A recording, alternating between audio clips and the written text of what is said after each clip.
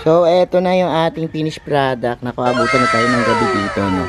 So, ayan po. Ganyan yung mangyayari. Lagi akong may ganyan. Meron tayong mga bagong design at bagong idea sa pag-garden, pag-display ng halaman. Ayan, kung naalala nyo, yung aking lihim na lagusan dito sa aking garden. Ang gagawin natin is, itatali natin yan, ano? So, nakita nyo po yung kanyang pinaka.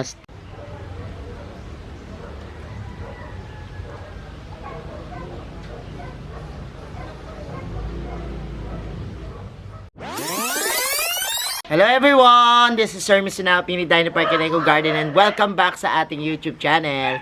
And for today's video, ano nga ba pag-uusapan natin o gagawin natin ngayong araw na ito? Medyo makulimlim yung panahon, ano? And naisipan ko lang na gumawa ng creative ideas, ano? Ayan ha, lagi akong may ganyan. Meron tayong mga bagong design at bagong idea sa pag-garden, pag-display ng halaman. Kaya lagi po kayong tumutok sa ating YouTube channel, ano? At ano nga ba yan? Yung akin po mga mycans dito, omicans na philodendron, talaga naman nagkakagulo na. Walang mapagpuntahan, ano? Kumbaga, nag-overcrowded na sila. So, naisip ko lang, kasi minsan tayo kapag nag-display ng mga halaman, kapag nasa pole, yung mga binabalumbon na lang natin, ano. Ang ginagawa natin pag-display minsan, kung ano na lang, ano, kung kumapit sila dyan, bahala na. Pero ngayon, gagawa tayo ng bagong ideas, ano. Yan yung nasa isip ko ngayon. Actually, parang iniisip ko pa lang to ngayon. Tingnan natin kung ano kalalabasan, ano. Kaya samahan nyo ako ngayong araw na ito. Kung ready na kayo mga ka-MDP, tutok lang po.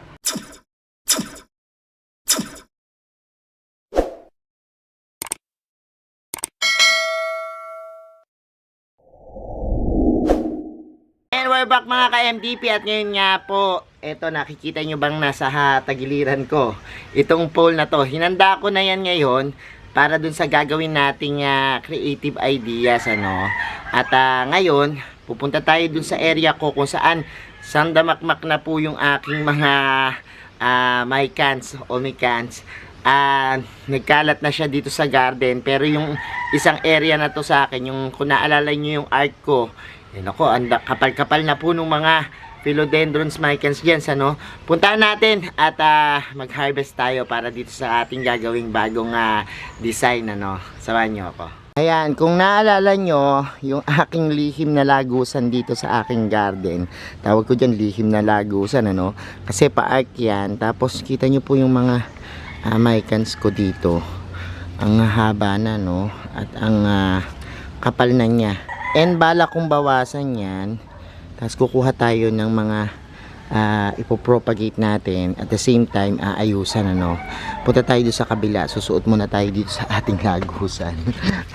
Pag sumuot ka dyan, kasi ayan na, dito na tayo sa ating philodendron. So ayan po, kita nyo, ang kapal na nito, sobrang kapal na, no. At kahit na po madalas ko yung itrim, ang nangyayari po, lalong kumakapal, ano, at dumadami. So eto, ang gawin natin dito is ikat natin, ano. Ayan, so this one, ang haba po nito, yan, and this one, ang haba din.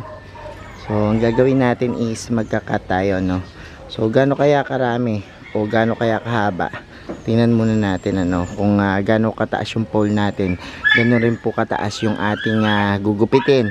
Kasi itong mga mycans po natin, kung mapapansin nyo po, talagang crawling at climbing po itong ating halaman na ito. Siguro ganito kahaba yung ating gupitin, ano.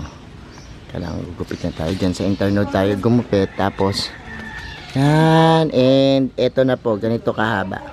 So eto na, ang dami nating nakuha, oh. Yan, bala ko sana 10 lang, pero ewan ko lang kung mahigit 10 itong nakuha natin, ano. Ang dami nito, ang ganda po ng mga dahon ng mga mycans, ano. Pag nakita nyo po yan, yung kanyang dahon ni may pagka velvet, tapos yung likod niya may pagka violet, ano. So ang dami pa, meron pa tayo dito, pero yan muna yung gagamitin natin. Ito na nakuha natin, tapos samahan nyo ko dun sa ating working area para magawa na natin to ng arrangement, okay? So, eto na nga yung ating gagawin ngayon, ano. Nakita niyo itong ating micans, no, mahaba yan.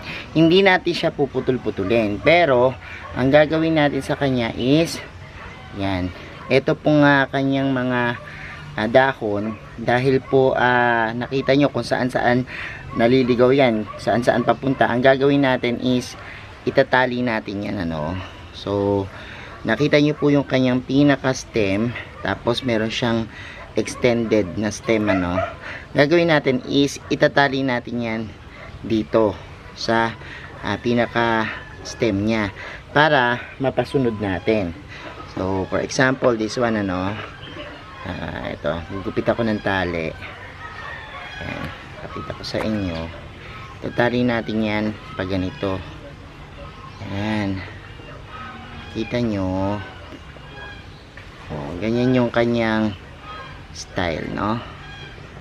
So eto, bubul nyo lang na ganyan, tapos nakaganyan na siya, oh, para ang forma niya hindi layo-layo, kundi nakaganyan, nakadikit siya dun sa kanyang pinaka-stem. Kasi tingnan nyo, oh, kapag halimbawang hindi mo ilalagay doon o itatali dito sa pinaka main stem niya, nakalaylay siya. So ito, gaganyan uli natin to. At puro ganyan lang din naman yung proseso, no. Medyo matrabaho to, pero okay lang. Maganda naman ang kakalabasan nito. So itali natin to, yan, again, and yan, tapos tali uli natin, ano. So ayan, another na naman na naka ganyan siya, oh. Look, ganyan. Ganyan yung gagawin natin ngayon. Tatali natin siya sa kanyang mga stem. Yung pinaka leaves niya, no. Para mamaya madali siyang iporma. So, gawin ko muna to lahat dito, no. Panoorin nyo lang ako dyan. So, ito na yung nagawa natin. Nakapagtali na tayo, no. At 6 lang muna yung ginawa ko. Tingnan ko muna kasi baka naman masyadong masiksik kapag halimbawang sobrang dami, no. Pero ganyan po yung nangyari, oh, para may mga naka-nuts yan. Kasi kung halimbawa yung mga ganito, katulad nitong isa na to, kapag halimbawang nilagay po natin yan at yan, nakaganyan lang siya, iikot-ikutin lang natin, ano. Pero ito, nakadikit na po yung mismong dahon at madali na yan iporma mamaya. So mag-sample na tayo at hinanda ko na yung polpo. Tapos ito yung lupa ang gagamitin natin. Compost lang po yung ginagamit natin dyan na lupa para sa ating mga philodendrons. So ayan, simulan na natin. Magpo-pole na tayo nitong ating mga nagawa. So ang gagawin natin is itatali natin yung ating mga micans, ano. Ito yung una. Yan, ikabit muna natin nito. Actually, iniisip ko kung pagsabay-sabay na sila, pero iniisip ko kung sasabay-sabayin ko sila ng pagtatanim, yan, mawawala yung forma, mahihirapan ako, no. Pero isa-isahin ko lang sila. Sabi ko sa inyo, medyo matrabaho to. And yan, para maiporma natin, iisa-isahin natin yan ng tali. Actually, itong pag-pole nito, medyo talagang nakakaubos ng oras, pero nakakalibang at the same time. Kasi yung pagpuporma, gumagana yung utak mo, no. So katulad niyan, kung ito hindi nakatali, nakasabukot na yan dyan. Pero tingnan nyo, look, yan. So kuha pa tayo ng ating kasunod, and ito, sunod naman natin yan dito sa kabila naman. So ganun pa rin, ilubog natin, kailangan may nodes, and hanggang doon po yung inyong ilulubog. Tapos ayan, tatali naman natin siya kapag ganyan. Mag-ingat lang po kayo kasi medyo brittle talaga yung mga stem po nitong ating halamang ito. At kapag halimbawa po na talagang pinilit nyo, minsan po nangyayari na puputol, no. So tali muna natin to, lahat ng mga halaman natin na ganyan. Tapos balikan ko kayo mamaya kapag naitali na natin, pakita ko sa inyo, okay?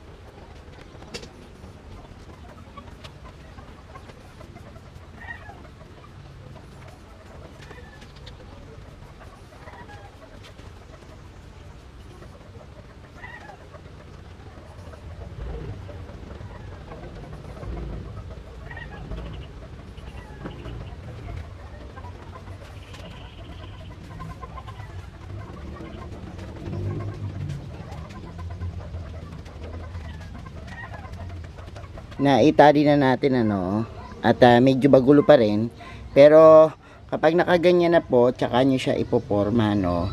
So ang gagawin natin ngayon is ito, gagawin natin puro nakaganyan, nakabagsak na ganyan. So yun yung ating i-design sa kanya, para lahat ng dahon niya nakaharap dito, hindi yung kung saan saan nakatingin, ano. So madali na yan kasi meron na siyang naitali tayo doon.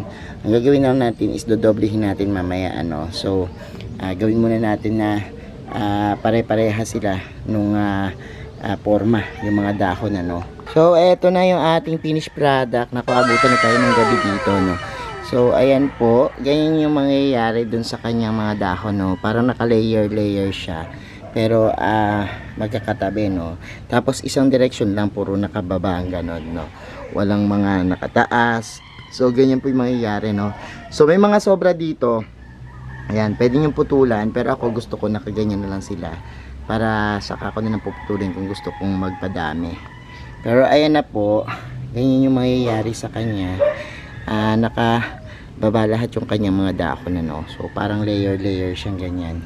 So in that case, hindi masyadong magulo, no. Kung halimbawa i-display nyo sa inyong bahay, yan, nakaganyan lang po, no. Nakaganyan lang yung ating itsura nya, no. At ayun yung ating arrangement ng micans or micans na philodendron. Kung marami na po kayo niyan at baging-baging na, pwedeng ganyan lang, ano. Isang tayo lang siyang ganyan. Tapos pwede na ipang display, no, sa mga corner ng bahay, sa mga blank wall. Ayan, pwede po yan, ano. Kaya patong nyo sa mga desk. Pero ito naka-pole na, mataas na. Kaya pwede na pong ilagay yan sa mga corner o dun sa mga bakanting space sa inyong bahay, ano. So yan po yung ating creative ideas para dito sa ating mga micans. So ayan mga ka-MDP, napanood nyo na yung ating video for today. At syempre I hope meron kayo natutunan dun sa ating ginawa, ano. At bigyan nyo naman ng bagong twist yung inyong mga halaman sa inyong bahay. Kung halimbawa nagsasawa na kayo dun sa pabaging-baging, pahanghang, o iba naman pong design, ano, ng inyong halaman. Kung talagang marami na kayong mga plants sa inyong bahay at hindi nyo alam ang gagawin, pwede nyo po itong subukan, ano. Ayan, thank you so much mga ka-MDP sa lahat na nagla-like, nag-share at nagko-comment. Sa mga hindi pa po nagsasubscribe sa ating YouTube channel, ano, kung bet na bet nyo po yung ganitong usapan, yung plants and gardening, at syempre mga ideas sa pagtatanim ng halaman, mag-subscribe na po kayo dyan, ano. At huwag nyo pong kalimutang i-hit yung notification bell para lagi updated sa aming latest uploads, pati po sa iba't iba nating social media accounts, sa ating TikTok, Instagram, Facebook pages. Search lang po Hermy Sunaho or Mini Dino Park and Eco Garden, makikita nyo na yan. Salamat ng maraming mga ka-MDP, and this is Hermy Sunaho nagsasabi sa inyo ng happy planting. Bye bye.